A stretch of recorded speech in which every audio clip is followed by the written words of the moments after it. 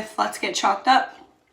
I decided to make a video because a lot of you have been asking questions about the recent piece I just painted.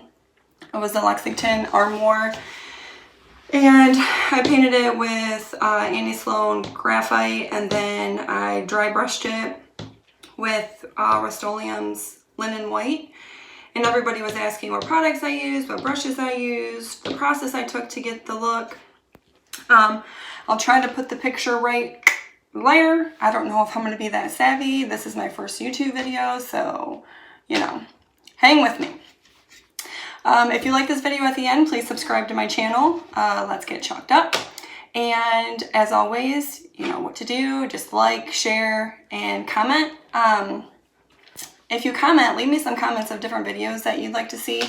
I get a lot of questions about all the different pieces that I do. So if there's a certain technique that you're looking at wanting to try, or, you know, certain products you're wondering about, go ahead and leave it in the comments. I mean, I can do videos for whatever you guys want to see. And if you see me doing something and you're like, oh, she's doing that all wrong, then leave me a comment, because I love constructive criticism. I love to make my stuff look perfect, and I love all the suggestions and the tips and tricks I can get. So, I finished my armoire and I didn't record it. Oops. So I went to Home Depot and I got this scrap piece of wood. It really wasn't scrap, but it was the smallest piece I could find with detail to kind of show you guys how I achieved the look of that armoire with the dry brushing. So I'm going to go ahead and use the Annie Sloan graphite. I think that's what I said in the beginning, right? I forget. So Annie Sloan graphite is what I use for a base color. So you're going to always want to choose your base color. Paint your piece, the base color first. Let that dry. It takes minimal minutes for it to dry. And then you're going to want to have your color that you're going to dry brush with, and I used the Rust-Oleum. Ooh, there's kind of like a glare on it, but it's Rust-Oleum chalked. Ooh, it's linen white by Rust-Oleum.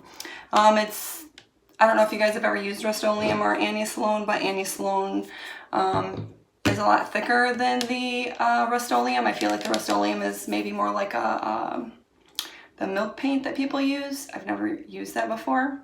Maybe I'll do a video on that and see what we can do with that. But yeah, so I'm going to start with the Annie Sloan graphite. Get my handy dandy little paint opener right here. And I don't have a whole lot left. Definitely need to add some water. I always have a spray bottle handy, especially when chalk painting, because this helps the paint move again if it starts to like mud up on you, or if it starts to get real thick and like gritty. Just add a little bit of water. Now if this was a full container, it is not. If this was a full container, I would definitely dump some of this out into a cup and then add my water. There are some people who will add their water right into their paint can, and they're fine with that. I don't like to do that because I want different consistencies for different projects. However, there's not a lot left, so I'm just gonna add some water in there and get that wet again. And then I'm gonna take my paintbrush. When I'm done with my paintbrushes, I always wrap them up like this and then hang them to dry. You will definitely get your brushes to last a lot longer that way. And I just have a little silver hook that I hook on my coat hanger thing, and I just hang it right there. I also have a brush for dark paints, and then I have a brush for lighter paints. As much as I try to clean these out the best that I can, the paint doesn't always come out, and I don't want anything that's left in here to come out on something that I'm painting white or light gray, because that would be very irritating to me. So, using my Annie Sloan paintbrush. I need some more paint than I have. And I'm just going to mix this up until it's not so mucky anymore.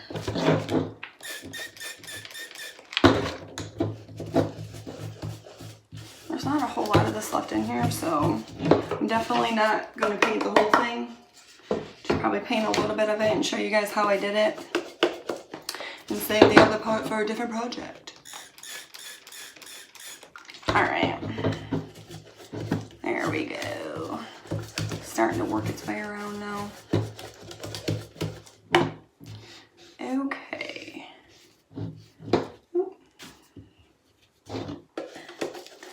Alright, so once you have your paint all mixed up and you're ready to go, now for this piece, I'm not going to prime it just because I'm showing you guys the technique that I did for the dry brushing. And it's a, it's a non-finished piece of wood. So some people might go ahead and prime it because it is unfinished. However, chalk paint is made especially so that you don't have to prime before. If I was going to prime, I would use Bin.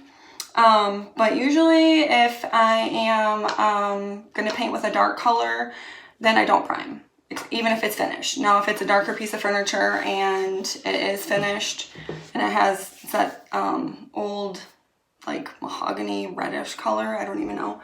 But if it's like that, then I'll prime it, especially if I'm going to paint with white for the base, because I don't want any bleed through.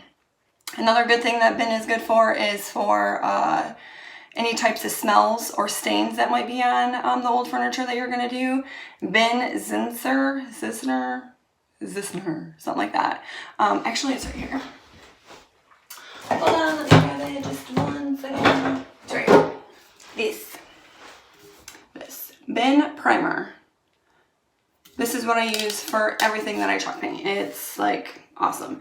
I am going to tell you that if you do use this, use a very, very old paintbrush, because it will ruin the brush if you don't clean it out correctly, and you're going to need ammonia or some kind of a paintbrush cleaner for latex paints, because it will not come out with Dr. Soap. I learned that the hard way. Alright, let's get going. So I'm just going to paint this on here. And when you put your first coat of chalk paint on, you really just want to get it on so that it's on there. You're not really trying to cover the whole thing or anything like that. So, get that on there. Now, as you can see, it's not filling in these holes right here, so I'm going to take just a detailed brush, any kind, doesn't matter, cheap, expensive, whatever you want to use, just to get into those crevices right there. This happens a lot if you are painting stuff with a lot of detail. I can say that I love the finished product of pieces with a lot of detail, but I am not the biggest fan of painting them because it takes a long time. And as you're going to find out, I'm not the most patient person. However, I like my things to be perfect, so I'm kind of like my own worst enemy. It's awesome. Alright, put these in here. You want to make sure too that even though we don't care what way the paint's going on, we're just trying to get it on for this first coat, that you do not have any like runs or any buildup on any of these pieces. Like you could see right there, like, and especially, I don't know if you can see it right here, but if I were to take the paint brushing like this, I could fill that whole hole in because there's so much paint on the side. And you definitely don't want that because it's really annoying to try to get off or sand it down and then repaint it after it's dried. So be very, very cautious of that. And chalk paint loves to do that stuff too. You might get some of these little pieces as well, or like little hard pieces at the end of the paint can. Just something that happens. Just make sure you pull them out before they dry on there and put them on a napkin or something. Alright, looking good for the first coat. Just keep on, keep on. And then once I'm done painting my piece, I like to look at it from every angle that I can. Like, I squat down to look at it. I look at it from the left, like this. See, there's a bunch of spots I missed on this side. And I would just want to make sure that I get those all covered up. So that way we have a nice base to start with. And it also helps you look for those runs and things. And then I'm gonna look on this side, make sure everything's kosher. And looking pretty good. Seeing I had a run on that side, so let me just get that real quick. All right. The edge really quick, and as you can see, this is pretty much dried as I'm painting. Chalk paint is awesome. It dries super duper fast. Again, the whole patience thing, so that's one thing I truly love about this. And then I'm just gonna keep going like this. And you know, I mean, if you do get a little bit of buildup and it is on there, it's not the end of the world. I know for myself, I really like to finish my pieces very distressed. I like that old farmhouse vintage, just like grungy look on my furniture. So, I mean, if there's buildup, it's just gonna give it more character. And that's really what chalk paint is for. The other thing I want to tell you too is if you think that you're going to get a completely smooth surface with chalk paint, you're not going to. Chalk paint was not created for that. Chalk paint was created to actually see your brush strokes and your paint to make it look like you actually hand painted it, which you did, and to make it look very rustic. I know there's a lot of people out there that try to get it to be really, really smooth. And that doesn't always happen. I mean, sometimes there's a piece I did downstairs. The top I actually painted with the linen white Rust-Oleum, but that is that's very thin compared to the Annie-Salone. So it was easier to get a smoother surface after I waxed it than it would be for something else. So I can't even really say smoother surface. It's a more clean surface, I guess. You don't really see the brush marks in it. So now that that's all done, perfect. Now at this point, if I was really painting a piece, I would go back and I would do another coat. Ooh, see right there on the camera? I could see the little run mark right there. Let me get that off there. That's why I said I like to look at it from all angles. All right.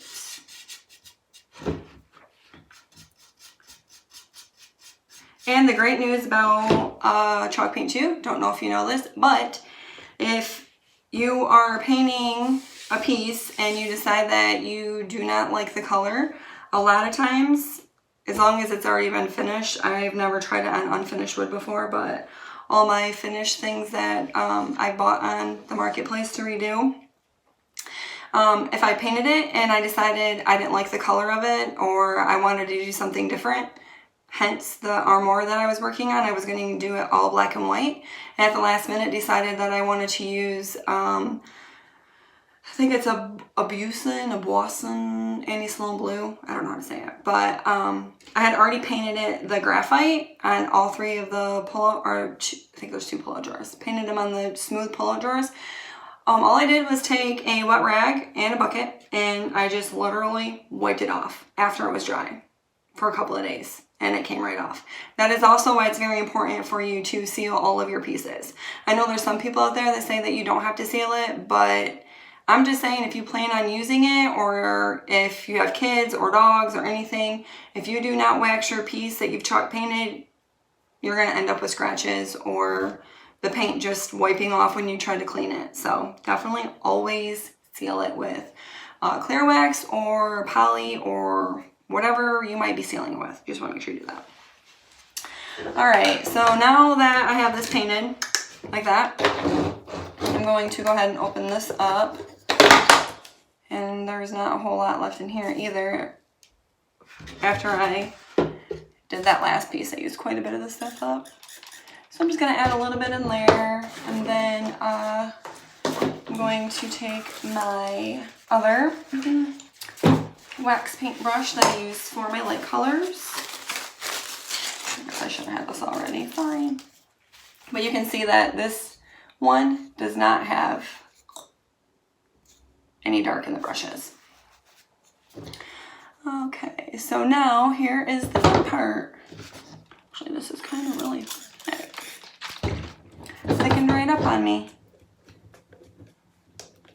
but that's okay. So the biggest thing that you need to know when dry brushing, you want a dry brush essentially. I know that sounds weird, but you want to make sure that you have very minimal paint on your brush. So you wipe it all off like this if you're going to start with this. Usually I use a paint stirrer, but I just use this. Now you can either use a paper plate with, I get it where there's no finish on them, so I can use it. I use these for my waxes, I use these for this. Just like my paint for my wax, I do not use the wax straight out of the tin with my brush. Some people do, I don't. I feel like that's a good way for it to get dark stain in it if I'm using dark stain or something else to damage it, so I just don't do that. But when I'm dry brushing, I like to use these. I know not everybody's going to have these, but I have these laying around my house because we just finished our floors. It's just a laminate wood floor, and it actually is really, really good for doing this dry brush. So what you're going to do is just take your brush and you're going to want to rub off the paint like this. You're going to want some paint on there and some paint not. Now I will tell you this too. The dry brushing that I did on my Armour is a heavy dry brush. Typically when people dry brush, they do not go as heavy as I did. I just wanted to try something, so I did a heavy one, a heavy brush. But what you do is you just take your brush, make sure all the paint's off, like that. Then you're gonna very, very lightly take your brush, and you really want to go over like these different grooves right here because that's where it's going to catch the most. And then you just kind of like very lightly dry brush. I don't know if you can see that. See how a little bit of the paint's coming off? Until you get the effect and the look that you want. Now, once the paint starts coming off, you can start, you know, doing it a little harder like this. And then you can achieve your dry brush look. If you wanted to, you know, make it look kind of like I did with the Armour that everybody seems to really like, you would just take your brush and kind of do like a really hard stroke like this. And then I like to go different ways with it because it gives it different dimension, different brush strokes, like this. Just like that. And that's kind of how you get it. And then once you don't have any more paint coming off your brush, you would just re-dip it in the white paint. Make sure it's all off on your plate or your piece of flooring, which I doubt a lot of people have. And then just continue to dry brush. Now one thing that I also do, especially because as you can see, can't really get into these little crevices, just like I couldn't get in there with my big paintbrush to do the charcoal base paint. So I would just take another one of my small little detail brushes. I have a lot of these.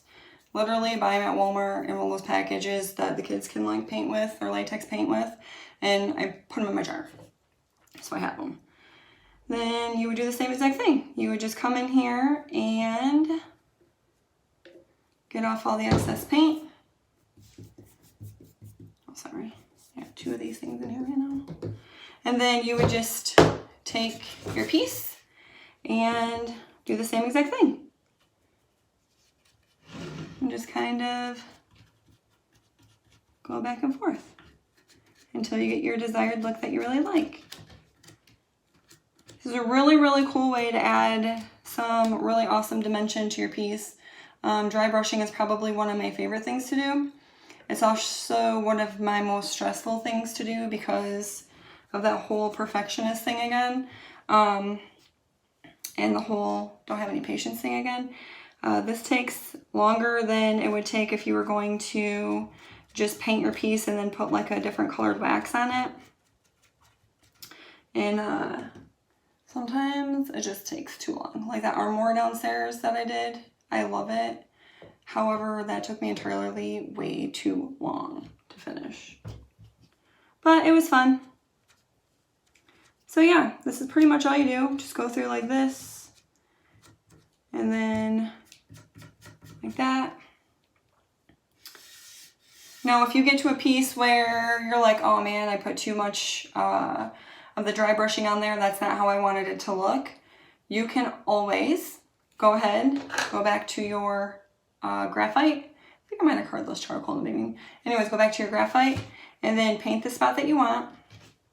Let it dry, and then go back over it with your dry brushing. I wouldn't suggest doing that with a light dry brush if you're going to redo, like if I was going to redo this part because I didn't like a part in the middle, then I would just repaint this entire part with the graphite and then redo the dry brushing. Because sometimes the darker base color will end up being too dark and it won't match the rest of it, and then it'll get frustrating. So, yeah, that's pretty much all there is to dry brushing. Now, the other thing that I like to do too, sometimes I'll grab it just like this and get those like marks that I like on there. Those heavy, distressed marks. Just like this. Yep. So then after this is all done, the next thing I like to do is go back to my charcoal or my graphite detail brush, and then I like to kind of add a little bit more dimension and go back over like some of these creases with the charcoal, like this. It just kind of gives it like a, I don't even know, like a shadow look kind of. Go like this. Just go right back over all this stuff.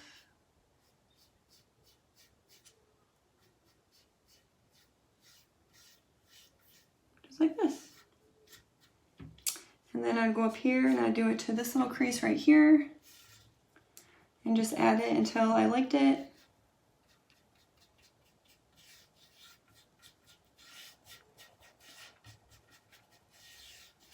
Like that. And then if these were all finished in here, then I might take another smaller one and go in there and do like the sides or something like that. You know, whatever you want to do. This is your piece. You're going to sell it or you're going to keep it for your own house, whatever you plan on doing with it. So make it your own. And also, some of the best advice that I've ever heard when I've been researching chalk painting is that a lot of times when you're completing a project and you're right in the middle of it, your project looks terrible and you're just like, oh crap, what did I just do? Keep going. Do not stop. Do not pause. Do not start over. Keep going, because 99% of the time that piece is going to turn out and you're going to love it, because every single piece I've done has pretty much been that way. So just keep going. And then at the end, if you don't like it, then repaint it your base color or go over it with something else or add a different dimension. But do not start over, because you don't know what your finished product is going to look like. And with chalk paint, you never know. I mean, there's so many different things you can do with chalk paint. That's why I love it. It's so fun. So there's that. And then sometimes when I do that and I give it just a little bit more depth like that, I'll take my white handy dandy brush and I will go back over this just a little bit. Not as much as I did before, but just a little bit, so that you still have that dimension, but you also still have it kind of blended in together. And that's that. That's all you do. Simple, easy peasy. So after this is all dried, then you would take your clear wax, you would apply it, and then that would be the end of it. So if you like this video, go ahead and subscribe to my channel, because I will be posting more videos. Like I said, if you have anything that you want to see, put it in the comments. Make sure that you like this video, you share this video with all your friends, and comment on it. And I will see you next time. Bye guys.